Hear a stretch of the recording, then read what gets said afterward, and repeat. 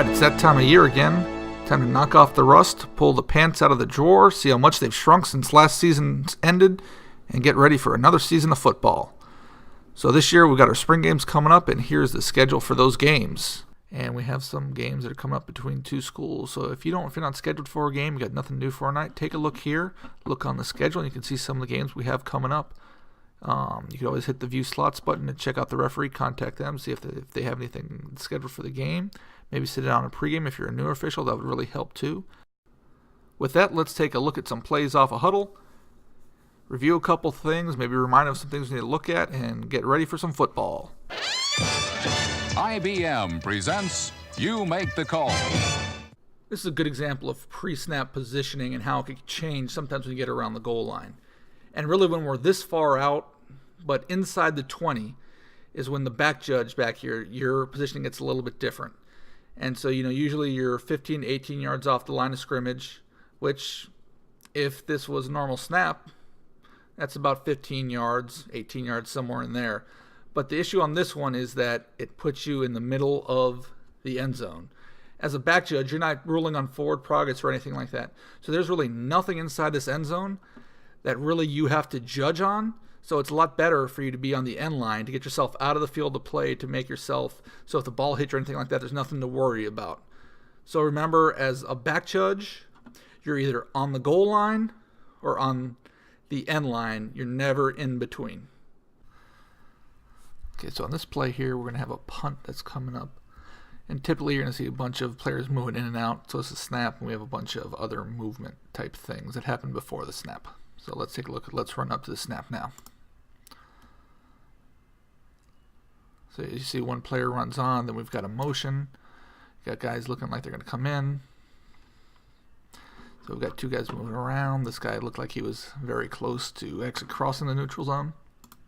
We come in there. Everybody stops for a moment before the snap. We have the snap, and we see the punt. Now here's one thing. Let's watch this official down here. One thing we don't need to do when a kick is done. Right there. You don't need to be looking up for the ball. The ball will come down. And people are going to tell you where the ball is. If you watch these players, they will tell you where the ball is going to go. Because while you're looking up here, what if this player was to have a block in the back here, or we have something happen here? It's always important that we keep our focus on the players. The ball will come down to the players. The players are always going to tell us where the ball are. It's always important to look at the players. So we go on, we can see the punt comes down, and it is down there. On this play from the same game, we're going to see good crew involvement from everybody around. You can see we've got, guys who we can't see. We've got the head linesman's right here. We've got the umpire both in good position, pre-snap, getting ready to go. So as we run the play, you're going to see there's going to be an interception thrown with a blindside block at the end of the play. So as we run down, we see everybody's there. Umpire's going to step up. Linesman's going to go down the field. You're going to see this official come down the field too. There's the pass. And as you can see here, official's looking right in at the play. Doesn't matter, the ball's right here, or is it in here somewhere? Doesn't matter, the ball's going to come down to the official, so we're looking good there. We've got good coverage from the back judge on this side. See, it happens coming in, and we've got interception right there.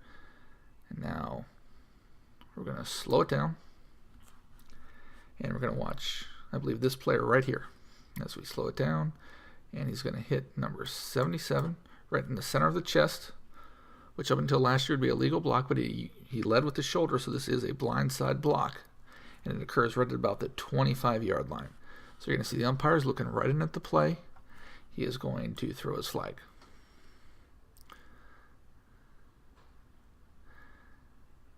And so we've got that. If you go back to the previous play, the end of the play right here, we can see there's a hit again. We can see the flag is coming, and we can see the trailing official come in to mark the spot. So now we had the penalty was on the 25. It's 15 yards from the spot of the foul going back this way. So the next play should be, the ball should be put on this hash mark, the outside hash mark, on the 40. If we go here to the next play, we can see the ball is being placed on the 40, on the far hash mark.